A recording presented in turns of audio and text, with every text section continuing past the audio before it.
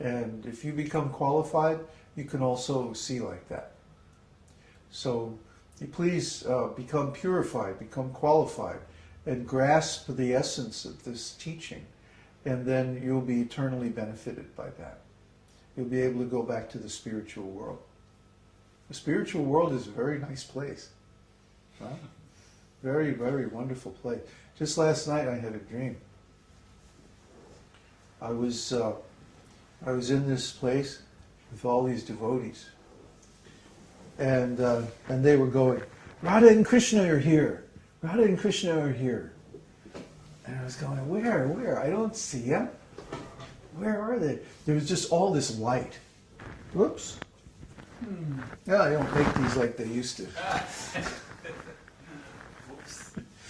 There was all this light. You want to fix it? Okay. Just tie it first and then put it. Around you. It's like a tie. So, Yeah, that's it. they kept saying, Radha and Krishna are here. And I couldn't see anything. Just light, light, light. So much light. It was like blinding. Just, And then I started to see just like, it was like, the light was like thick.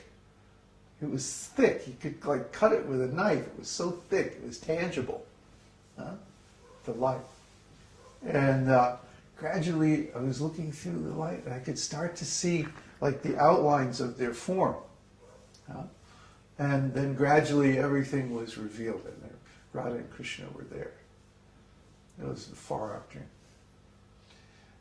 So we can have these experiences all the time. This is normal, actually, for a devotee. This is the normal state of existence.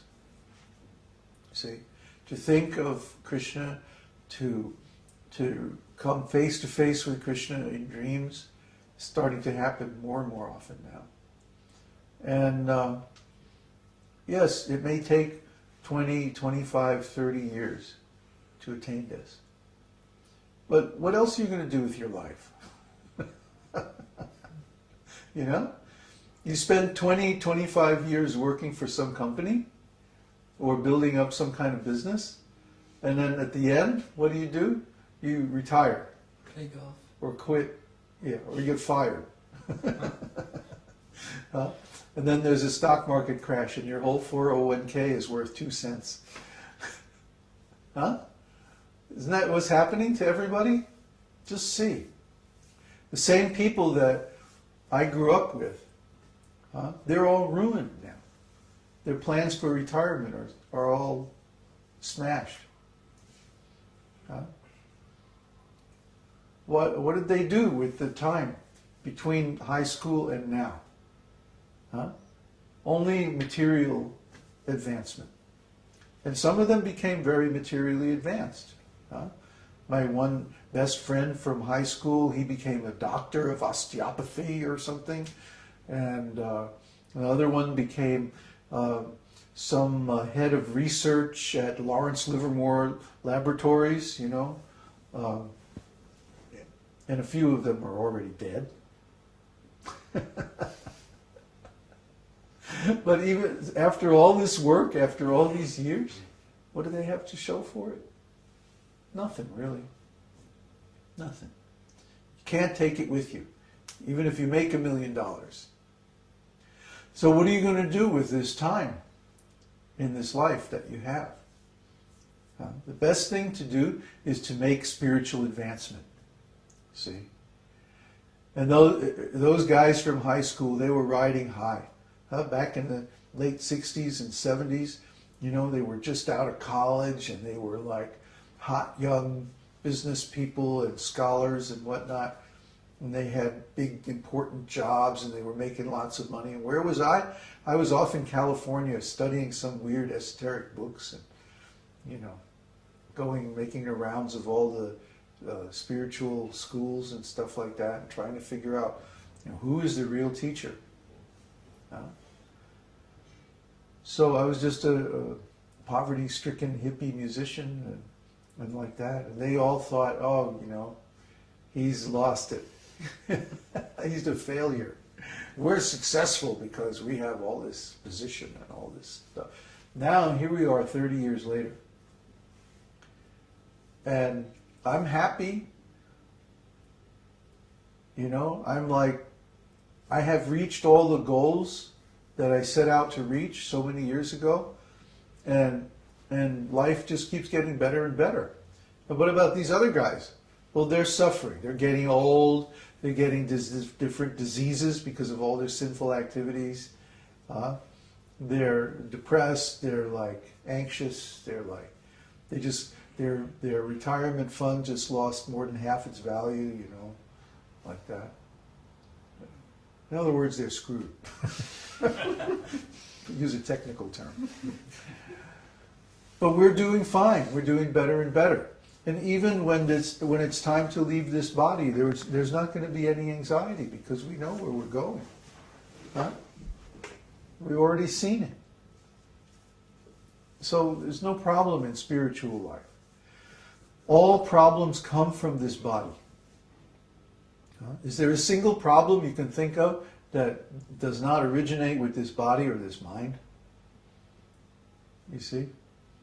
Everything that's a problem is because of the body. So, because we took this body, because we wanted to be separate from Krishna, because we didn't want to serve Krishna, this is the origin of all of our problems. And if we simply correct that by becoming Krishna's devotee, that's the solution of all of our problems. So it's very important that one takes up this path of devotional service with sincerity, with enthusiasm, and with patience. Okay? You are in the condition that you're in because of your past impious activities. If you have obstacles in your spiritual life or your material life, these are simply the results of your karma. You see? Nobody can change your karma but you. I can give you the method for doing it. I can give you all kinds of knowledge and all kinds of techniques and so on. But you have to do the actual work. You see? I can't do that for you.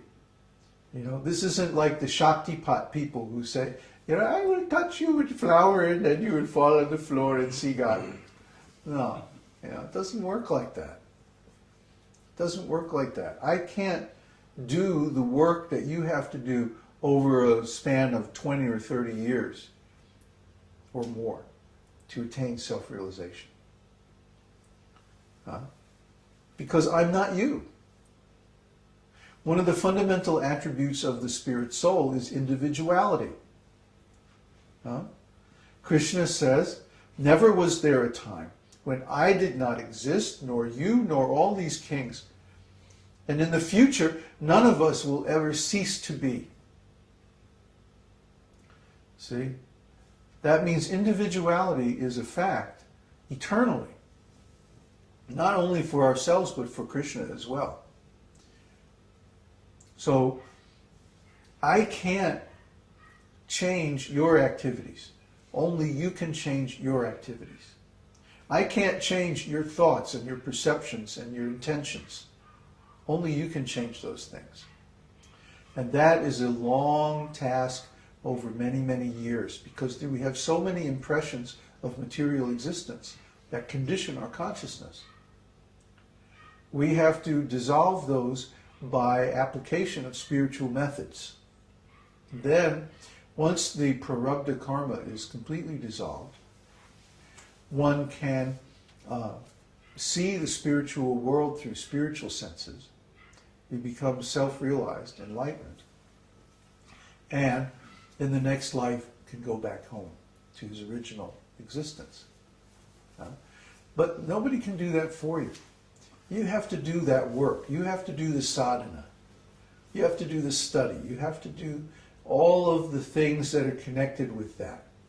And it takes time. Patience, but also enthusiasm and determination. Vyāsa-yatmika buddhi. Krishna uses this phrase several times in Bhagavad Gita. Vyāsa-yatmika buddhi means determined intelligence, dedicated mind. You have to settle your mind and make a fixed determination. Just like before I joined the ISKCON temple, before I became a full-time dedicated disciple of Śrīla Prabhupada, I shut myself up in my apartment with all of his books, and basically all I did was read his books. I had a little money saved up. I had my rent paid 2 or 3 months in advance. And so I took all the books that were available at the time. I think it was Bhagavad Gita, Sri Ishopanishad, Lord Chaitanya in 5 features, Easy Journey to Other Planets, the first 2 or 3 volumes of Srimad Bhagavatam, like that.